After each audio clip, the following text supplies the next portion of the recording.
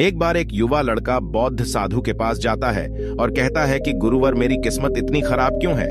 मैंने आज तक अपने जीवन में जो कुछ भी चाहा वो मुझे कभी नहीं मिला, जो मुझे हमेशा सफलता और निराशा मिली। लेकिन मैं ऐसे कई लोगों को जानता हूँ जिनके जीवन में किसी चीज की कमी नहीं होती, वह जो चाहते हैं बस इतना ही मिलता है। गुरुवर, बाद में ऐसा क्यों होता है सभी कि कुछ लोगों को सब कुछ मिल जाता है, वो जो भी करते हैं वो हर काम में सफल हो जाते हैं, वो सब कुछ पा लेते हैं जो आप चाहते हैं, जबकि दूसरी तरफ ज्यादातर लोग मेरी तरह बस सपने देखते रहते हैं, लेकिन वो कभी भी आपकी पसंद की चीजों और सफलता नहीं पा सकते।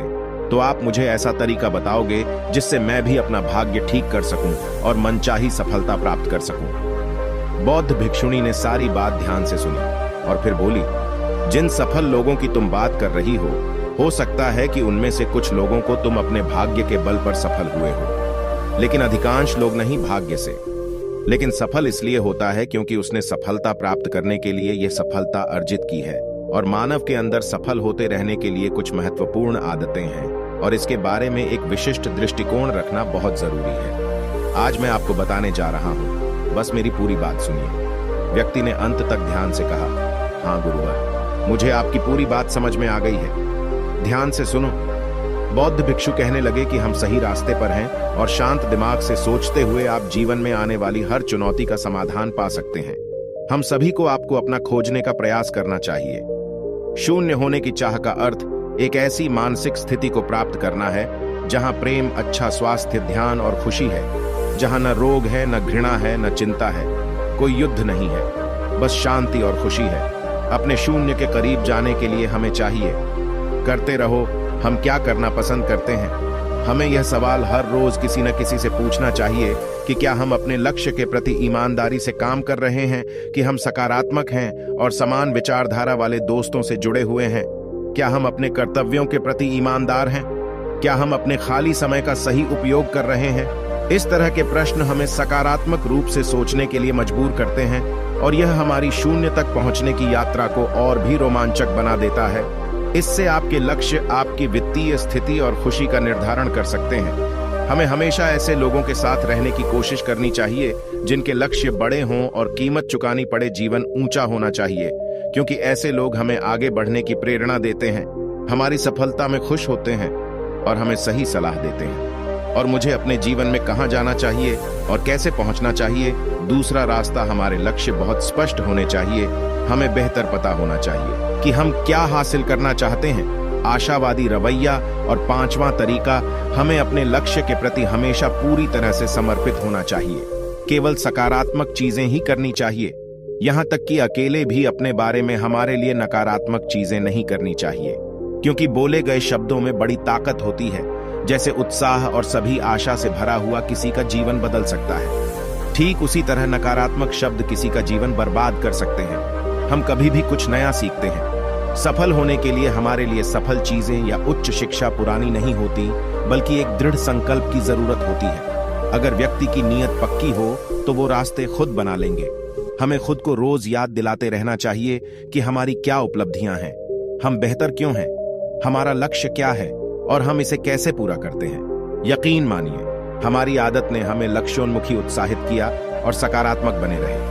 अगर हम अपने और अपने आसपास के लोगों के साथ काम करते हैं और आपको बेहतर महसूस कराते हैं, तो यह हमारे लिए है और बेहतर करने की कोशिश करें। और हमारी संभावनाएं किसी भी समय तेज आवाज से हमारा मान और भी बढ़ जाता है। और अभद्र शब्दों का प्रयोग नहीं करना चाहिए, ऐसा करने से हम कमजोर दिखाई देने लगते हैं, आत्मविश्वास कम हो जाता है।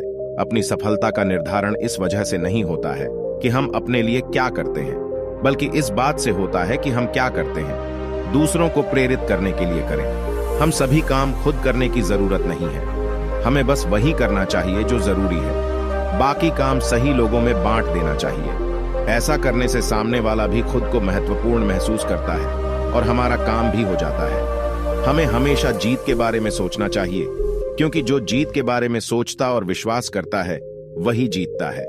जीतने का यही नियम है और यह इस तरह से काम करता है। हमें इसे ध्यान में रखना चाहिए।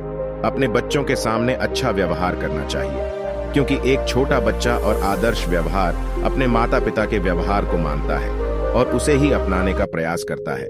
इसलिए हमें आने वाली पीढ़ियों को संस्कारी बनाने का प्रयास करना चाहिए। हमें जो चाहिए वह हमसे पूछें, जो मिलना चाहिए उसका दरवाजा खटखटाना चाहिए और हमें वह मिलेगा जो हम सफल लोगों को उनकी पूछने की कला के माध्यम से प्राप्त करना चाहते हैं। वे सब कुछ प्राप्त करते हैं जो प्राप्त करना चाहते हैं। सही तरीके से एक प्रश्न पूछें ताकि हम अपना वांछित उत्तर प्राप्त कर सकें। यह एक महान कला है जो सफलता की कामना करता है। यह हर एक व्यक्ति के अंदर होना चाहिए। इन पहली टिप्पणियों पर दिए गए बौद्ध भिक्षु ने हमारे अंदर जीवन में सफल होने के लिए जारी रखा। एक अच्छा नेता बनने के लिए हमें 7 आदतों को अपनाना होगा। पहली आदत, हमें अपने से संबंधित लोगों की मदद करने की कोशिश करनी चाहिए। उम्मीद। दूसरी आदत, हमें खुद पर और अपने से जुड़े लोगों की काबिलियत पर यकीन करना चाहिए। तीसरा नियम, हम हमेशा सही को सही करते हैं और गलत को गलत बोलने का साहस दिखाना चाहिए। चौथा आता है, जब हम जानते हैं कि हम गलत हैं तो हमें अपनी गलती को तुरंत स्वीकार कर लेना चाहिए।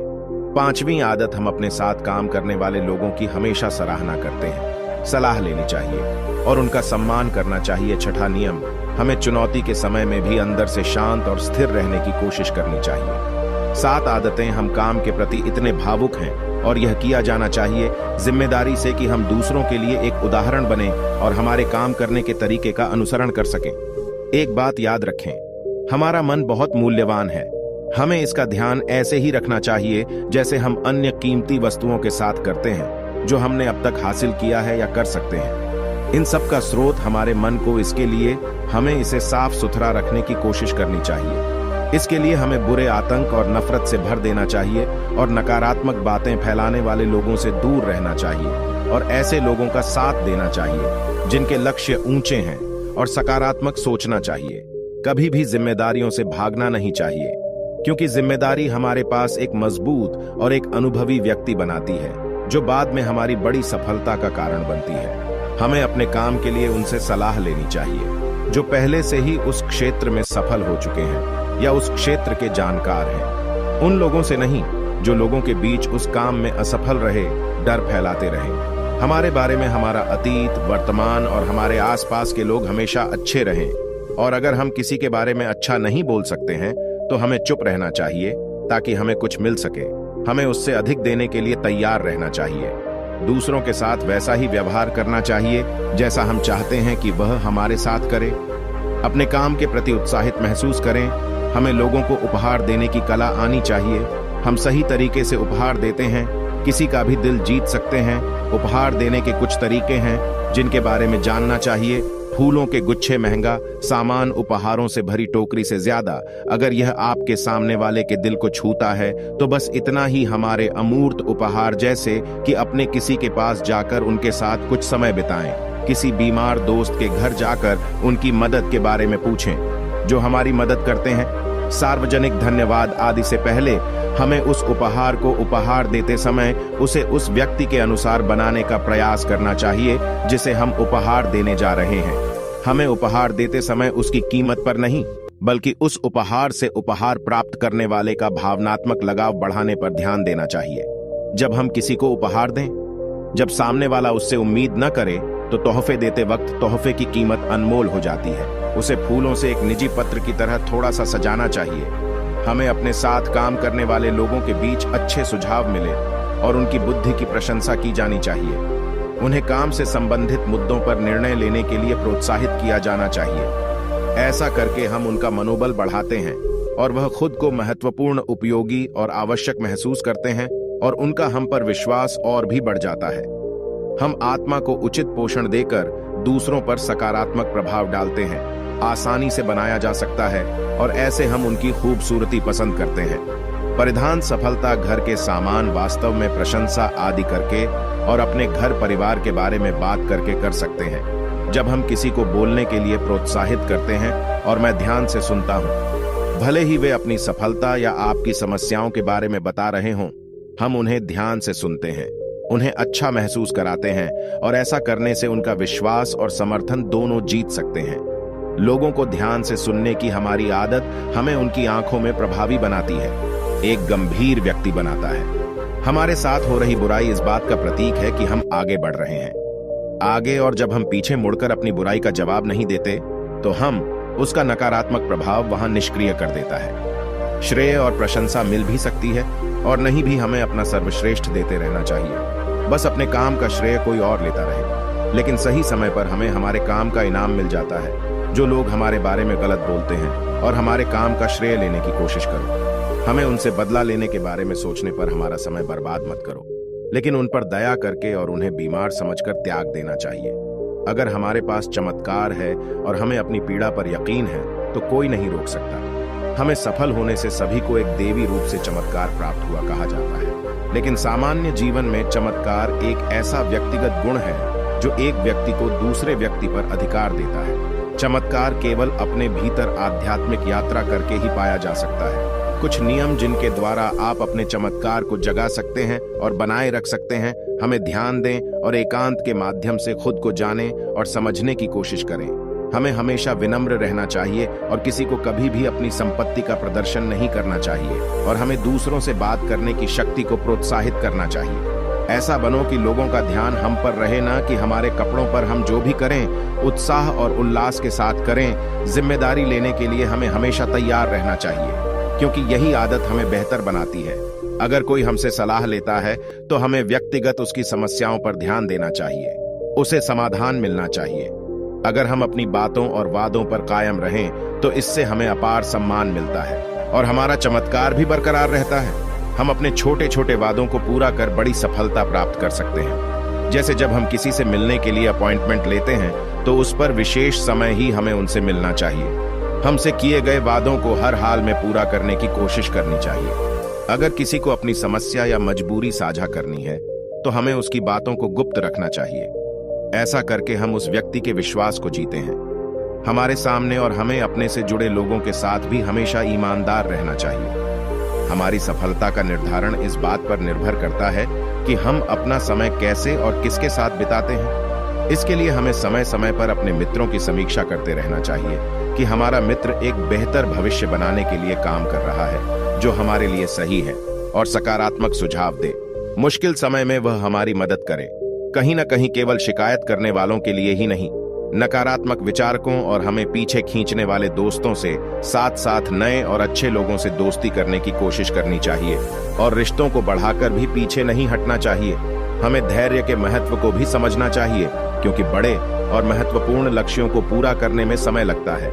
इसलिए हमें अपने लक्ष्य के लिए प्रतिदिन कदम बढ़ाते रहना चाहिए। निरंतर धैर्यवान कार्यकर्ता न केवल अपने लिए बल्कि आने वाली पीढ़ी के लिए भी निर्माण करते हैं। जब हमें लगे कि हमारा काम हो गया तो हमें उस समय का 10% उसमें लगा देना चाहिए और गलतियों को कम करने के लिए लगाना चाहिए। ऐसा करने से हमारे काम के प्रति हमारा समर्पण बढ़ता है। हमें यह ध्यान रखना चाहिए कि पैसा हमें नियंत्रित न करे। हमें अपनी कमाई का कुछ हिस्सा दूसरों की मदद के लिए इस्तेमाल करना चाहिए, क्योंकि दान करने से पैसा शुद्ध होता है और मन की शांति बढ़ती है। हमें पहुंचने में मदद मिलती है। सफलता के शिखर पर पहुंचने में बहुत समय लगता है, लेकिन वहां से नीचे गिरने में देर नहीं लगती। इसलिए सफलता कभी भी अपने सिर पर नहीं चढ़ानी चाहिए। अपने चरित्र का एक अच्छा उदाहरण हमें समाज में पेश करना चाहिए, ताकि लोग अनुसरण कर सकें। उसे जीवन में कभी भी सीखना बंद नहीं करना चाहिए। हमें अपनी जिज्ञासा के कारण एक बच्चे की तरह सोचना चाहिए, जो हमें अमीर बनाता है, सफलता को प्रोत्साहित करता है और जीवन का आनंद लेता है। हमारे साथ साझा करें, और फिर हम अपने सबसे अच्छे समय में हमें निराशावादी लोगों को उभरते हुए देखा जा सकता है। कहीं आपके जीवन में कोई स्थानीय व्यक्ति दे, हमें सफल लोगों से सलाह लेनी चाहिए और सफल लोगों से सीखना चाहिए। हमें चुनौती दें और बड़े लक्ष्य, जिसे पाने के लिए लोगों को यह संभव लगता है, क्योंकि लक्ष्य के बिना जीवन व्यर्थ है। लक्ष्य ऊर्जा है। जितना बड़ा लक्ष्य होगा उतना ही हमारे अंदर यह उच्च होगा, अपने लक्ष्य को पूरा करेगा। इसके बाद बौद्ध नन ने कहा, मुझे उम्मीद है कि अब आप समझ गए होंगे, इसलिए सफल होने के लिए क्या करें। लड़के ने भी भिखारी को धन्यवाद दिया और उसका आदेश ले लिया। अगर आपको हमारी ये वीडियो पसंद आई हो तो वीडियो को लाइक करें तथा चैनल को भी सब्सक्राइब कर दें।